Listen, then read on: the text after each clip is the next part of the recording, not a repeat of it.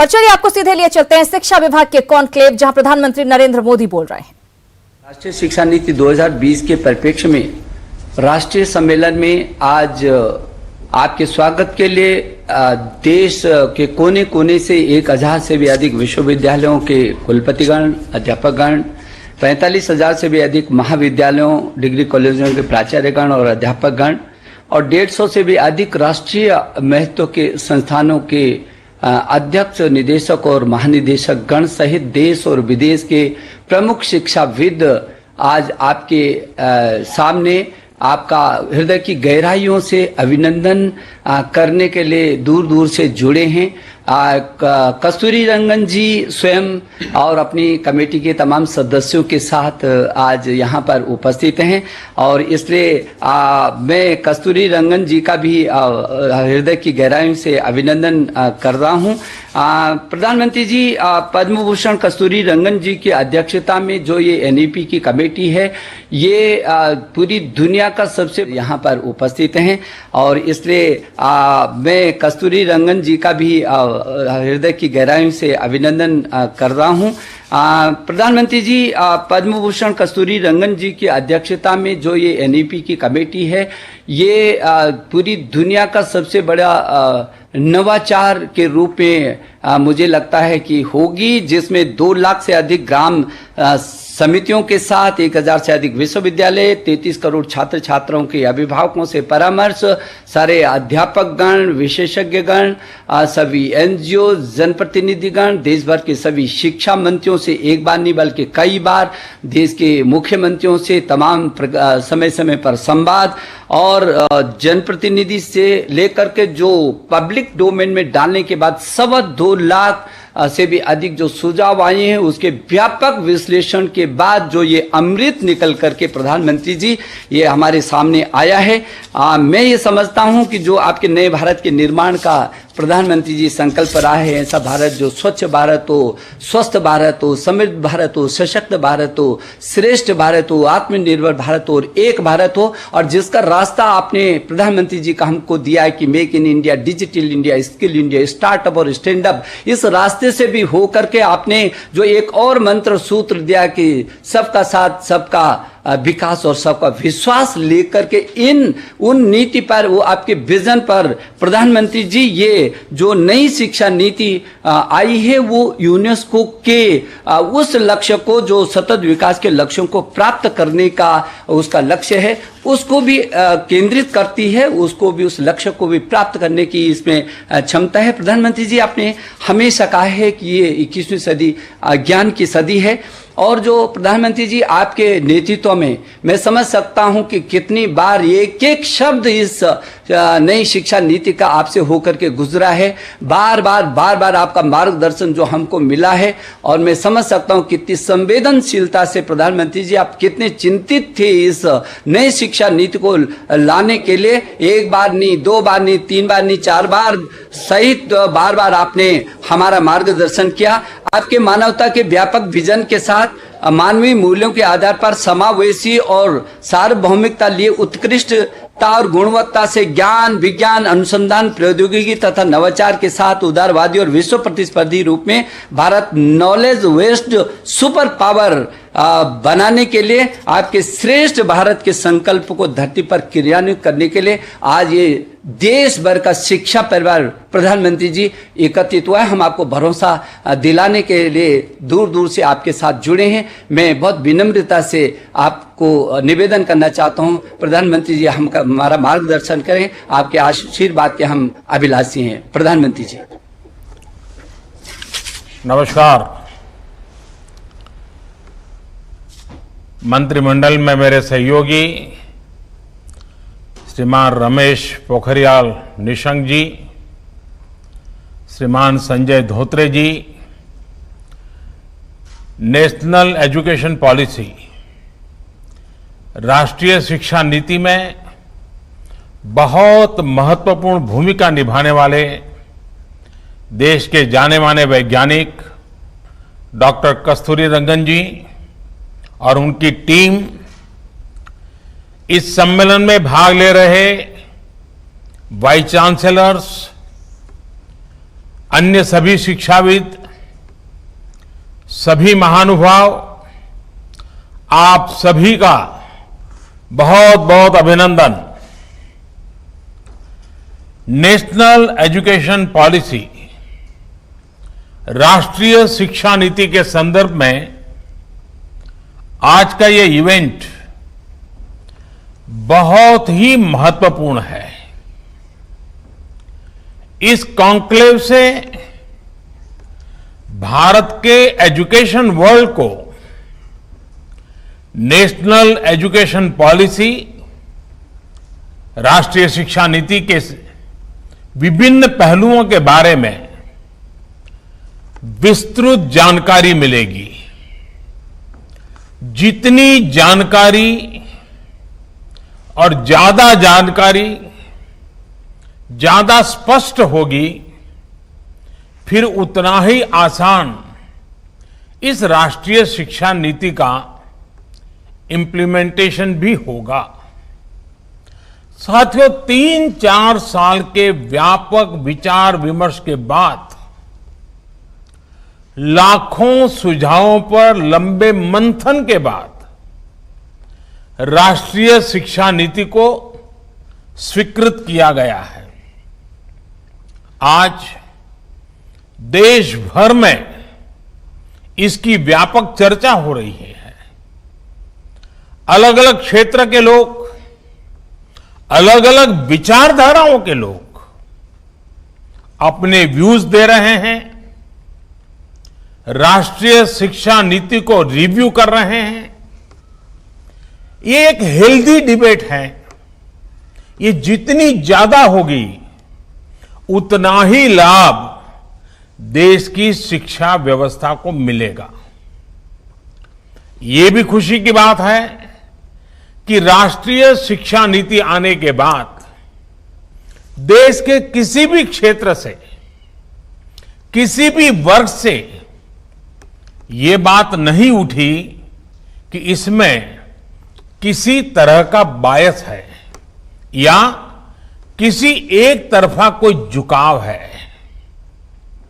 ये एक इंडिकेटर भी है कि लोग बरसों से चली आ रही एजुकेशन सिस्टम में जो बदलाव चाहते थे, वो उन्हें देखने को मिले हैं।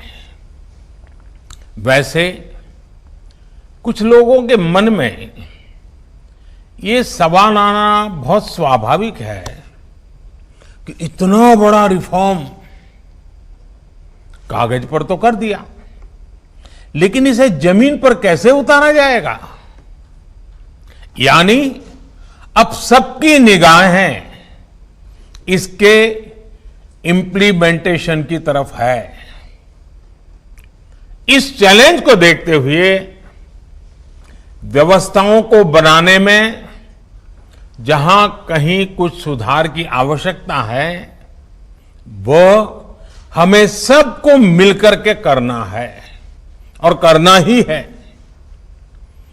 आप सभी राष्ट्रीय शिक्षा नीति के इंप्लीमेंटेशन में और उस काम में सीधे तौर पर जुड़े हैं और इसलिए आप सबकी भूमिका बहुत ज्यादा है, बहुत अहम है। जहां तक पॉलिटिकल विल की बात है, मैं पूरी तरह कमिटेड हूं, मैं पूरी तरह आपके साथ हूं। साथियों, हर देश अपनी शिक्षा व्यवस्था को अपनी नेशनल वैल्यूज के साथ जोड़ते हुए अपने नेशनल गोल्स के अनुसार रिफॉर्म्स करते हुए आगे बढ़ता है। मकसद ये होता है कि देश का एजुकेशन सिस्टम अपनी वर्तमान और आने वाली पीढ़ियों को फ्यूचर रेडी रखे, फ्यूचर रेडी करें। भारत की नेशनल एजुकेशन पॉलिसी राष्ट्रीय शिक्षा नीति का आधार भी यही सोच है। राष्ट्रीय शिक्षा नीति 21वीं सदी के भारत की, नए भारत की फाउंडेशन तैयार करने वाली है।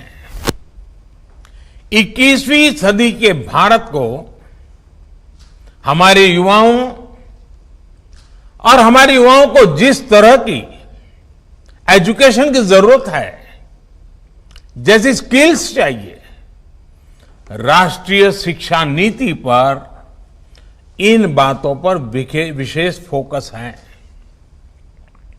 भारत को ताकतवर बनाने के लिए, विकास की नई ऊंचाई पर पहुंचाने के लिए भारत के नागरिकों को और सशक्त करने के लिए, उन्हें ज्यादा से ज्यादा अवसरों के उपयुक्त बनाने के लिए इस एजुकेशन पॉलिसी में खास जोर दिया गया है। जब भारत का स्टूडेंट, चाहे वो नर्सरी में हो या फिर कॉलेज में साइंटिफिक तरीके से पढ़ेगा, तेजी से बदलते हुए समय और तेजी से बदलती जरूरतों के हिसाब से पढ़ेगा, तो वो नेशन बिल्डिंग में कंस्ट्रक्टिव भूमिका निभा पाएगा। साथियों, बीते अनेक वर्षों से हमारे एजुकेशन सिस्टम में बड़े बदलाव नहीं हुए थे। परिणाम यह हुआ कि हमारे समाज में क्यूरोसिटी और इमेजिनेशन की वैल्यूज को प्रमोट करने के बजाय भेड़ चाल को ही प्रोत्साहन मिलने लगा था। कभी डॉक्टर बनने के लिए होड़ लगी, कभी इंजीनियर बनाने की होड़ लगी, कभी वकील बनाने की होड़ लगी। इंटरेस्ट, एबिलिटी और डिमांड की मैपिंग किए बिना होड़ लगाने की प्रवृत्ति से एजुकेशन को बाहर निकालना जरूरी था। हमारे स्टूडेंट्स में, हमारे युवाओं में क्रिटिकल थिंकिंग और इनोवेटिव थिंकिंग विकसित कैसे हो सकती है, जब तक हमारी शिक्षा में पैशन ना हो, फिलॉसॉफी ऑफ एजुकेशन ना हो, पर्पज ऑफ एजुकेशन ना हो। साथियों, आज गुरुवर रविंद्रनाथ ठाकुर की पुण्यतिथि भी है। वो कहते थे, उच्चतम शिक्षा वो है जो हमें सिर्फ जानकारी नहीं देती, बल्कि हमारे जीवन को समस्त अस्तित्व के साथ सद्भाव में लाती है। निश्चित तौर पर राष्ट्रीय शिक्षा नीति का बृहद लक्ष्य इसी से जुड़ा है। इसके लिए टुकड़ों में सोचने के बजाय एक होलिस्टिक अप्रोच की जरूरत थी, जिसको सामने रखने में राष्ट्रीय शिक्षा नीति सफल रही है। साथियों, आज जब राष्ट्रीय शिक्षा नीति मूर्त रूप ले चुकी है, तो मैं उस समय और सवालों की भी चर्चा आपसे करना चाहता हूं, जो हमारे सामने शुरुआती दिनों में आए थे। उस समय जो दो सबसे बड़े सवाल थे, वो यही थे कि क्या हमारी शिक्षा व्यवस्था हमारे युवाओं को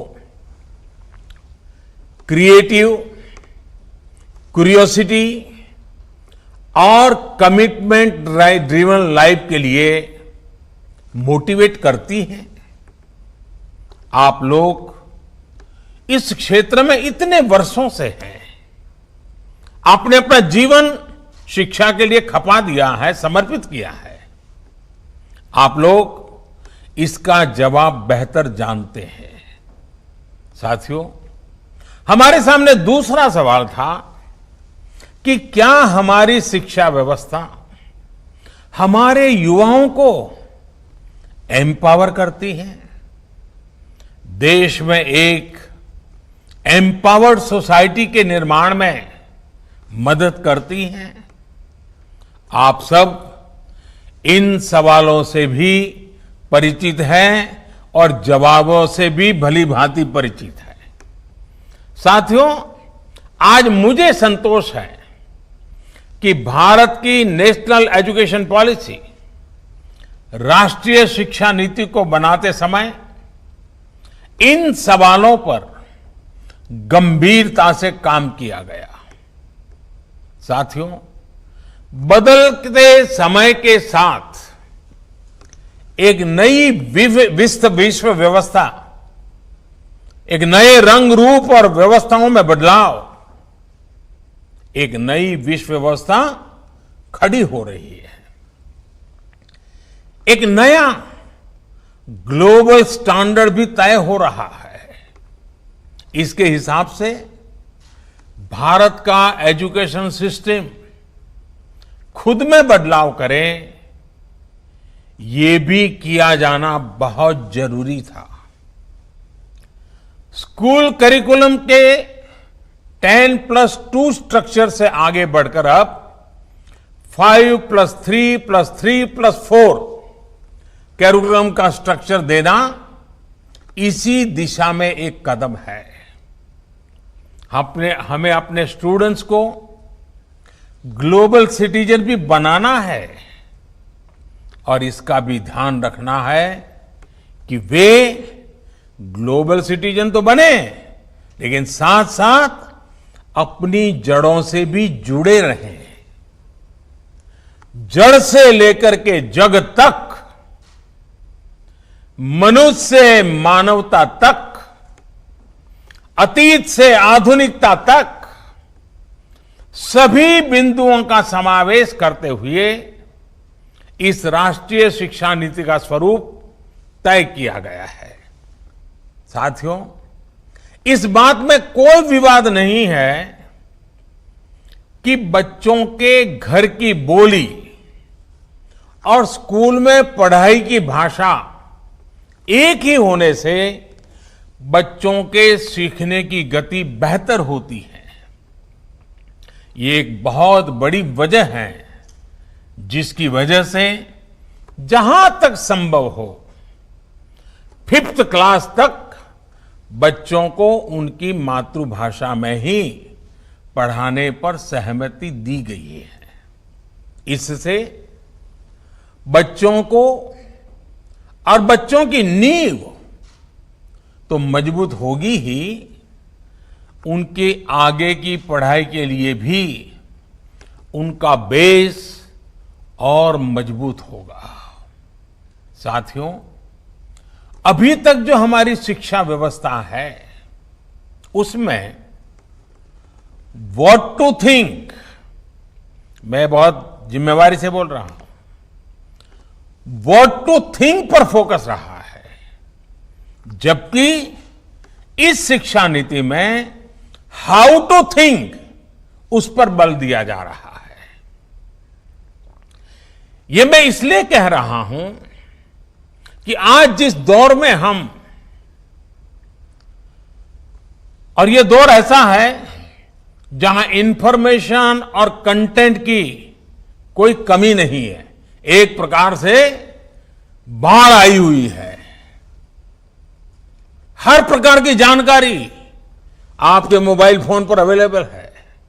जरूरी यह है कि कौन सी जानकारी हासिल करनी है, क्या पढ़ना है। इस बात को ध्यान में रखकर ही राष्ट्रीय शिक्षा नीति में प्रयास किया गया है कि जो पढ़ाई के लिए लंबा चौड़ा सिलेबस होता है, ढेर सारी किताबें होती हैं, उसकी अनिवार्यता को कम किया जाए। अब कोशिश ये है कि बच्चों को सीखने के लिए inquiry based, discovery based, discussion based और एनालिसिस बेस्ड तरीकों पर जोर दिया जाए। इससे बच्चों में सीखने की ललक बढ़ेगी और उनके क्लास में उनका पार्टिसिपेशन भी बढ़ेगा। साथियों, हर विद्यार्थी को, स्टूडेंट को यह अवसर मिलना ही चाहिए कि वो अपने पैशन को फॉलो करे। वो अपनी सुविधा और जरूरत के हिसाब से किसी डिग्री या कोई कोर्स को फॉलो कर सके और अगर उसका मन करे तो वो छोड़ भी सके। अक्सर ऐसा होता है कि कोई कोर्स करने के बाद स्टूडेंट जब जॉब के लिए जाता है तो उसे पता चलता है कि जो उसने पढ़ा है वो जॉब की रिक्वायरमेंट को पूरा नहीं करता। कई स्टूडेंट को अलग अलग वजहों के से बीच में ही कोर्स छोड़कर जॉब करनी पड़ती है। ऐसे सभी स्टूडेंट्स की जरूरतों का ख्याल रखते हुए मल्टीपल एंट्री एग्जिट का ऑप्शन दिया गया है। अब स्टूडेंट वापस अपने कोर्स से जुड़कर अपनी जॉब रिक्वायरमेंट के हिसाब से ज्यादा इफेक्टिव तरीके से पढ़ाई कर सकता है, लर्न कर सकता है। इसका एक और एस्पेक्ट है, जब स्टूडेंट्स को यह भी स्वतंत्रता होगी कि अगर वो कोई कोर्स बीच में छोड़कर दूसरे कोर्स में प्रवेश लेना चाहे तो वो कर सकते हैं। इसके लिए वो पहले कोर्स से एक निश्चित समय तक ब्रेक ले सकते हैं। और तो प्रधानमंत्री नरेंद्र मोदी बोल रहे थे शिक्षा मंत्रालय के कॉन्क्लेव में और उन्होंने ये स्पष्ट किया कि आखिर 34 साल बाद शिक्षा नीति में बदलाव क्यों किया गया है। फिलहाल इसी के साथ इस बुलेटिन में इतना ही, लेकिन न्यूज़ 18 बिहार झारखंड पर खबरों का सिलसिला लगातार जारी है।